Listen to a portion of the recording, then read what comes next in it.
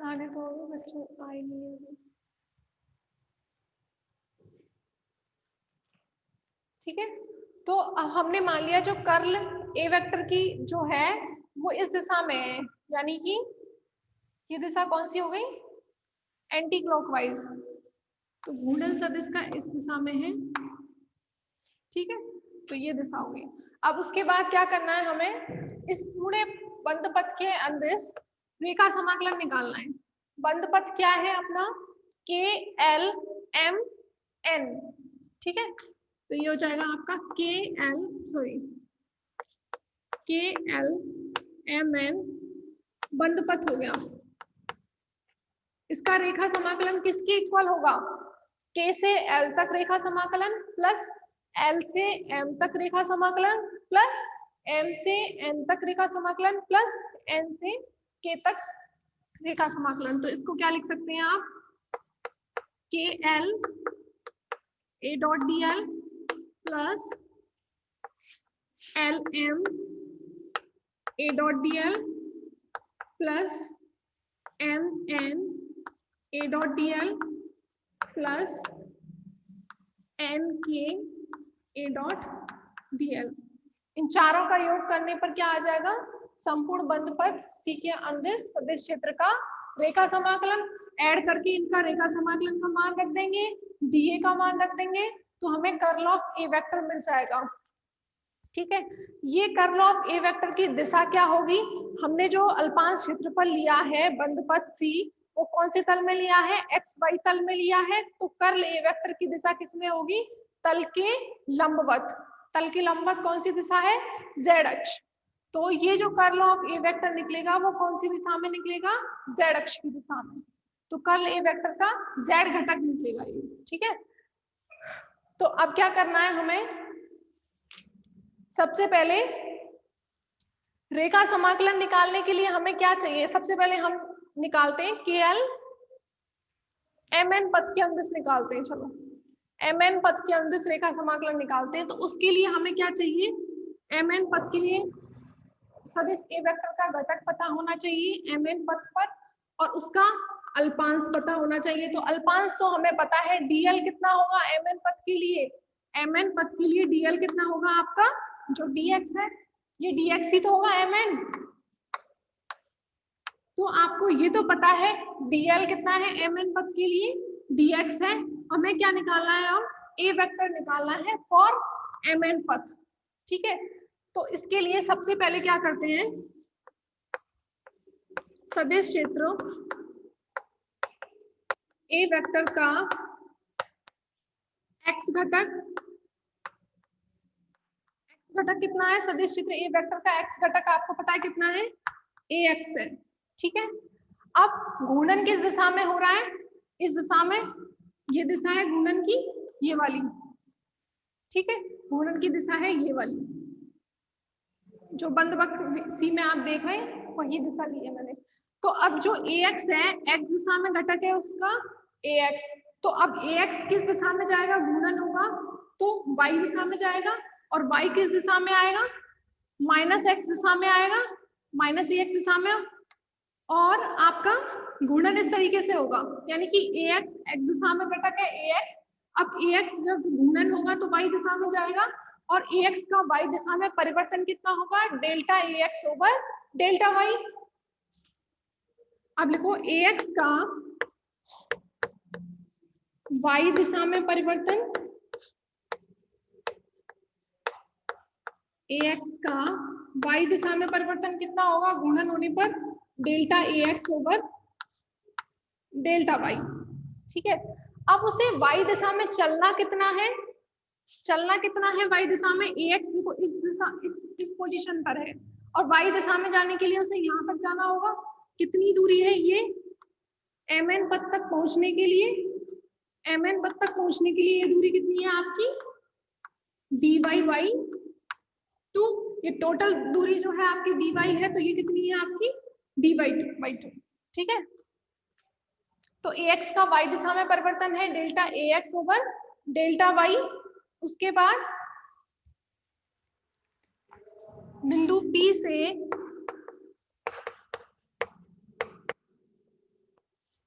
dy by 2 दूरी पर dy by 2 दूरी पर कौन सा पथ है? mn पथ। mn पथ पर सदिश क्षेत्र का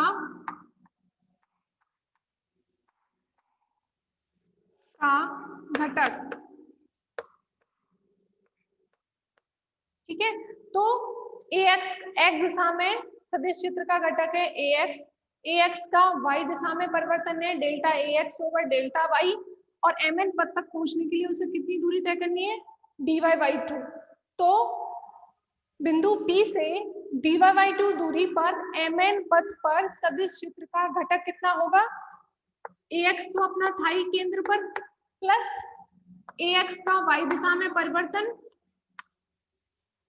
delta ax over delta y, कितनी दूरी के लिए? dy बाई 2 दूरी पर। ठीक है, तो ये हो गया आपका mn पथ पर सदिश क्षेत्र का घटक। तो आपका mn पथ पर आपको सदिश क्षेत्र का घटक पता चल गया। dl कितना है? रेखा अल्पांश या विस्थापन अल्पांश कितना है आपका? dx। दोनों का क्या करेंगे? मल्टीप्लाई करेंगे, तो हमें mn पथ का क्या मिल जाएगा? रेखा समाकलन। तो फिर ऐसे ही mn पथ का आ जाएगा, फिर बाकी 3 पथों के लिए ऐसे ही रेखा समाकलन निकालेंगे, फिर उनका विस्थापन सदिश से गुणा करेंगे, और क्या निकल जाएगा? फिर संपूर्ण पथ के अंदिश रेखा समाकलन। ठीक है, तो ये तो अभी आपने निकाला है mn पथ पर सदिश क्षेत्र का घटक। ठीक है, अब क्या करेंगे, ये मैं रफ कर रही हूँ, इसको ना इक्वेशन नंबर 1 रख देना, ये 2 हो जाएगी आपकी, ये 3 हो जाएगी।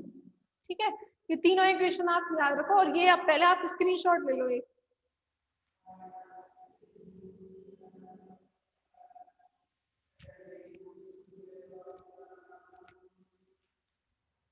ठीक है, मैं रफ कर रही हूँ।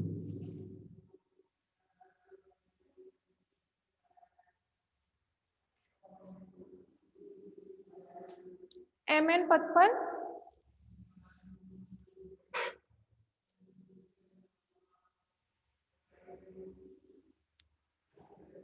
अब देखो, इसी प्रकार करके हम क्या लिख सकते हैं, ये देखो बिंदु P से इस वाले पथ तक पहुंचने के लिए हमने कितनी दूरी तय की है? dy by 2।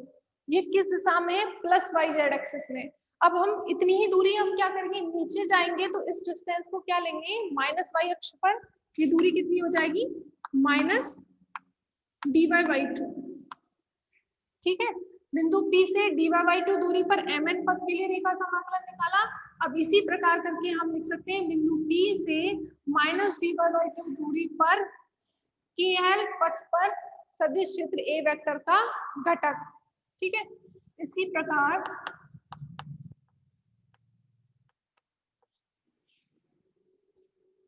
या फिर ऐसा करो आप,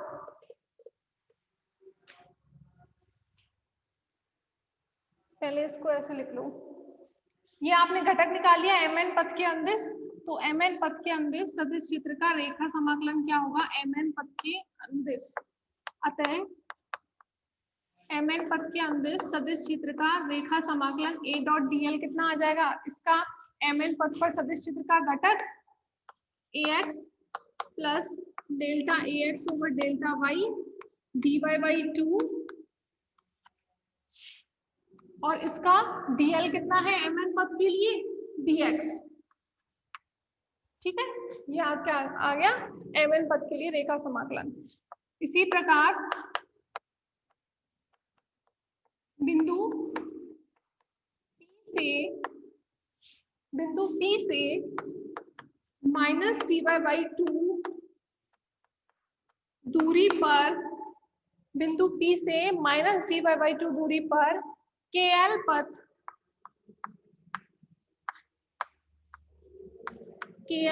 के अंदिश सदिश क्षेत्र का घटक। तो क्या चेंज आएगा? यहाँ पर dy बाई 2 लिया था, उसकी जगह पर क्या आ जाएगा? माइनस dy बाई 2, बाकी सब सेम ही रहेगा। तो ये हो जाएगा आपका ax plus delta ax over delta y minus dy/2। एक बार ये डेरिवेशन यहाँ हो जाए, स्क्रीनशॉट ले लो, फिर समझ के खुद से करना या बुक में से देखना, एक बार पढ़ना, नोट्स में से पढ़ना, खुद से लिखना, फिर आपको समझ में आ जाएगा। ठीक है, और कोई दिक्कत हो तो कोई स्टेप समझ में ना आए तो लिख देना, आप मैं बता दूँ, रिपीट कर दूंगी। ठीक है, तो ये हो गया delta X over delta Y minus dy/2। ठीक है, उसके बाद क्या लिखेंगे, अब आपको केएल पथ के अंदर भी आपको क्या मिल गया, सदिश क्षेत्र का घटक मिल गया। अब इस पथ, इसका भी क्षेत्रफल अल्पांश, सॉरी रेखा अल्पांश क्या है, dl dx ही है, तो क्या लिख सकते हैं आप, केएल पथ का रेखा समाकलन क्या आएगा, इसका घटक डॉट क्या है dl, और dl कितना है यहाँ पर dx, तो ये लिख दो ax plus delta ax over delta Y minus dy/2 और dx। ठीक है, आपकी 3 इक्वेशन हो गई थी, उसके बाद ये आपकी हो गई 4, ये हो गई आपकी 5। ठीक है, अब जैसे आपने स्टार्टिंग की थी, सदिश चित्र ए वेक्टर का x घटक इस दिशा में था, x घटक ax का y दिशा में परिवर्तन ay, फिर आपने इस तरीके से लिखा delta ax over delta y, फिर आपने उसको क्या किया dy/2 दूरी पर और माइनस dy/2 दूरी पर दो पथों के अंदर आपने सदिश क्षेत्र का घटक निकाल लिया। अब आपको क्या करना है, जब ax जाएगा y दिशा में तो y का गुणन किस दिशा में होगा, माइनस ax दिशा में होगा कि नहीं होगा। तो अब हम क्या निकालेंगे, ay का x दिशा में परिवर्तन। ठीक है, तो आप लिख सकते हैं अगेन क्या होगा, सदिश क्षेत्र ए वेक्टर का y घटक क्या होगा ay, चलो मैं मिटा के,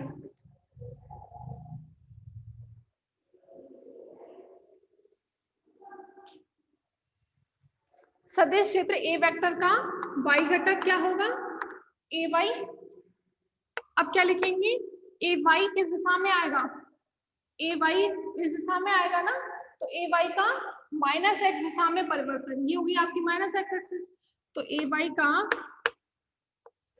x दिशा में परिवर्तन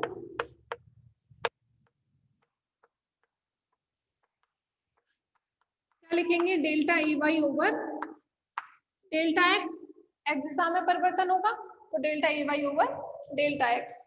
अब देखो इस ay से कितनी दूरी पर है ये वाला पथ, n की पथ कितनी दूरी पर है ay से, n की पथ कितनी दूरी पर है, इतनी दूरी पर, और ये दूरी कितनी है आपकी, टोटल है dx, ये दूरी कितनी हो जाएगी dx/2। ठीक है, ये दूरी हो जाएगी dx/2 और ये दूरी भी कितनी हो जाएगी dx/2। तो बिंदु P से, अब ये माइनस x एक्सिस में ले रहे हैं तो ये दूरी कितनी हो जाएगी आपकी माइनस dx/2। ठीक है, थोड़ा कंफ्यूज हो रहा है यहाँ पे, ऐसे लिखो इसको, माइनस x एक्सिस हो गई इस दिशा में, तो ये कंपोनेंट हो जाएगा आपका माइनस, बिंदु P से माइनस dx/2 दूरी पर कौन सा पथ है, n के पथ,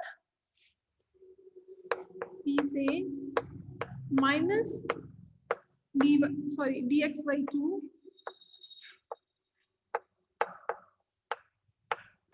माइनस dx/2 दूरी पर n के पथ के अंदर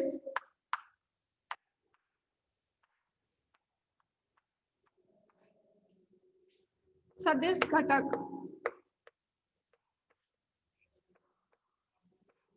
सदिश घटक कितना होगा आपका, ay तो था ही आपका, प्लस ay का x दिशा में परिवर्तन, दिख रहा है ना, ay का x दिशा में परिवर्तन कितनी दूरी है, माइनस dx/2, तो माइनस dx/2 दूरी के लिए तो होगा ये परिवर्तन। ठीक है, अब आपने n के पथ के लिए भी सदिश का घटक निकाल लिया। अब रेखा समाकलन निकालने के लिए क्या चाहिए, सदिश का घटक और विस्थापन अल्पांश, और इसका विस्थापन अल्पांश कितना होगा, ये कौन सी एक्सिस पर है, n के y एक्सिस पर है, तो कितनी ली थी हमने dy, तो ये हो गया आपका dy। ठीक है, तो ये इक्वेशन 4 एंड 5 ये स्क्रीनशॉट ले लो आप।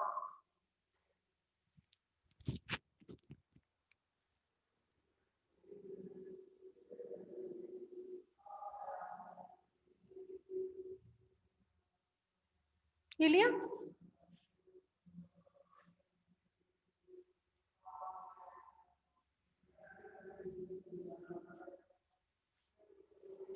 ठीक है, अब क्या निकालेंगे हम? n के पथ ले रहे हैं, n के पथ का रेखा समाकलन a डॉट dl। ठीक है, उसके लिए क्या चाहिए? n के पथ का पथ पर सदिश घटक इंटू dl, n के पथ की लंबाई।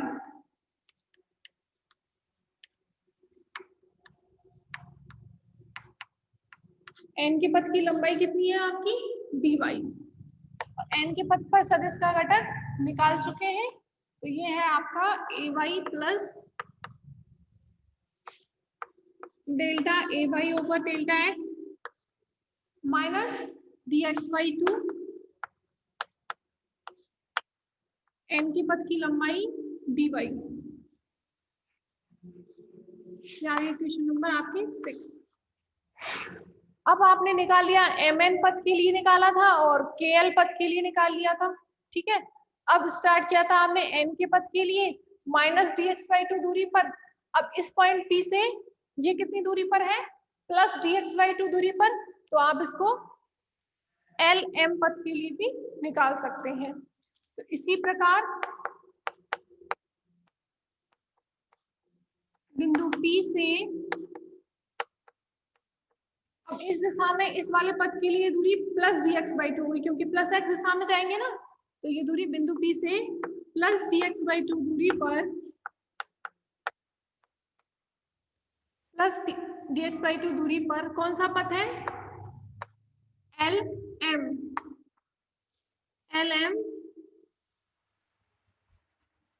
LM पथ पर सदिश का घटक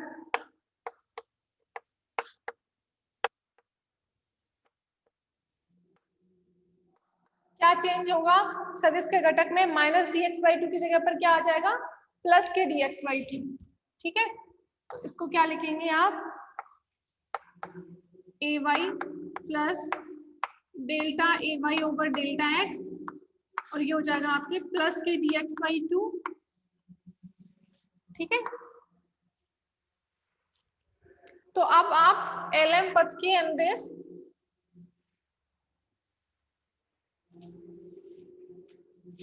अतः LM पथ के अनुदेश रेखा समाकलन क्या होगा?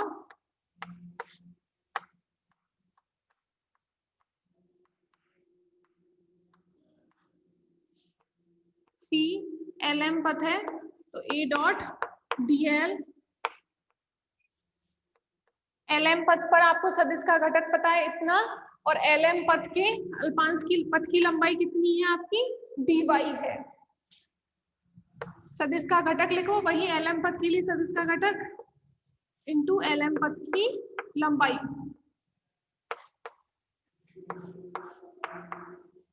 पहली बार कोई डेरिवेशन करेंगे तो वो थोड़ा आपको अजीब लगेगा, लेकिन इसको आप 2 जगह 3 जगह पढ़ेंगे ना, तो फिर वो आसान हो जाएगा।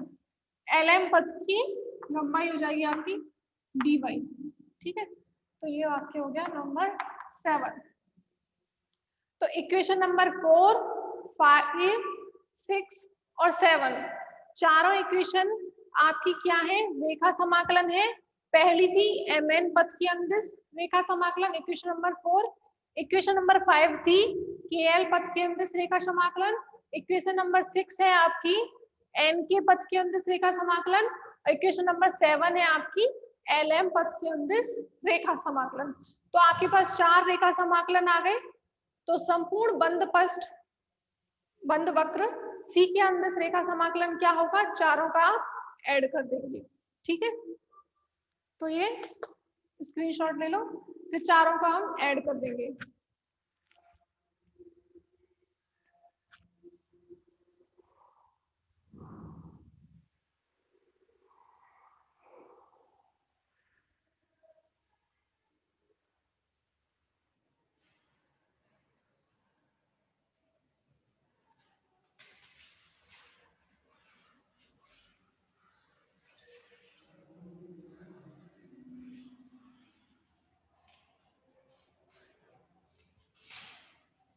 इक्वेशन नंबर समीकरण 4, 5, 6 व 7 से मान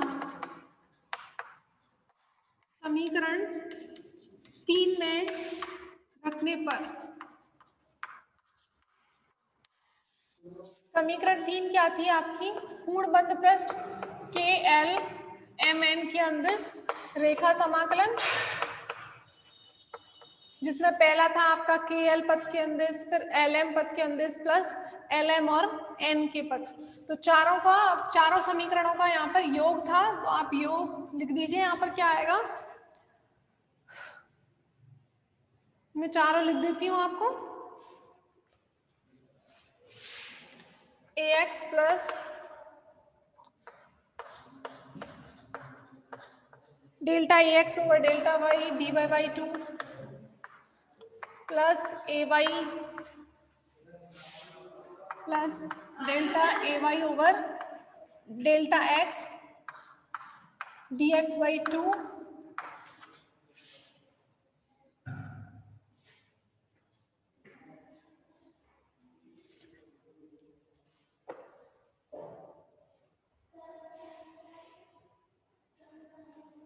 ax माइनस dy बाई 2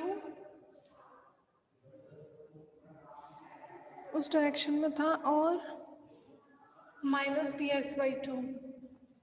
ठीक है,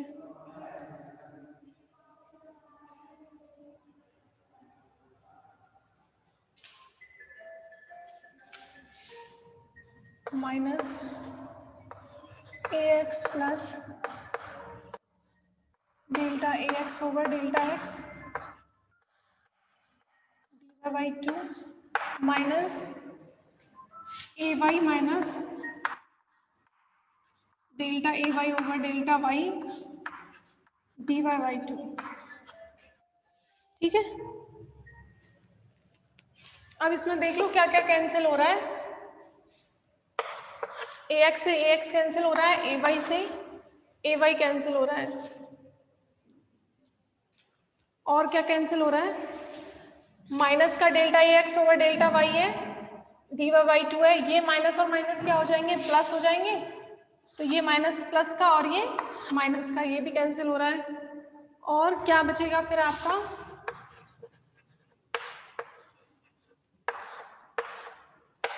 dx बाई 2, ये प्लस का है, minus delta ax over delta x dy by 2।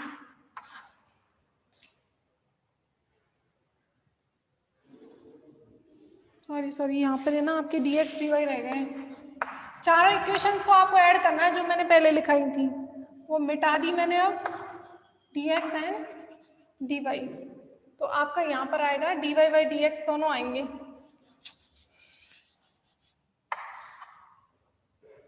चलो इससे नेक्स्ट का टाइम हो गया क्या? इससे नेक्स्ट ये चारों इक्वेशन जहां से ऐड किए ना वो मैं कल करा दूंगी आपको। ये सभी मान आपको, आपने तो नोट किया होगा, स्क्रीनशॉट लिया है, वहां से आप रख के देखना इक्वेशन 3 में। ठीक है, यहाँ से नेक्स्ट कल कराऊंगी। ऑफ करें।